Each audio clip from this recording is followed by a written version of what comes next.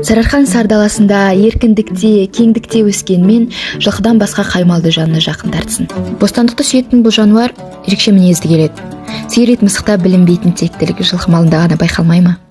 Өз орнун, кунун, багасын билетін жануар. Қазір адам туралы айтып кеткен секілді болды, я. Мен Дәулет деген ағаммен аттың үстінде жүріп келе жатқанымызда, ол кісінің аты менікінен біраз жасқа үлкен болса керек, менің оның жанында жүргенімді жақтыртпай, артқы аяғымен менің атымды сәл итеріп жіберді. Сенің орның менің артымда дегісі келді ме екен, адам болса сөйлеп кетер ме деп те ойладым.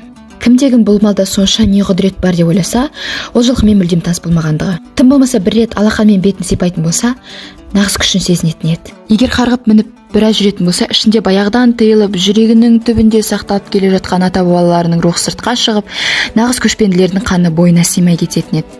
Әр кез атқа отырған сайын өзімді ерекше сезінемін. Қаланың арпалысып жатқан күйбең тіршілігі менен шеткері қалғандай.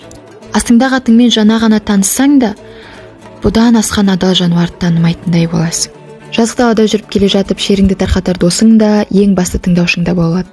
Нағыз медитация, релаксация осы емес пе? Менің баяғыдан бергі арманым ат тревелмен бірге атқа мініп еді. Білімше ол кісілер бұл істерден мүлдем пайда таппайды, тек атадан келе жатқан дәстүрді насихаттау мақсатында қызмет етіп жүрген нағыз халық жанашырлары. Бұйыртса осы кісілермен бір сапарға аттанамын деген ойдамын. Ал сіздерге айтарым, жылқы малына тым болмаса бір рет отырып көріңіздер. Мені шақыруды ұмытпаңыздар.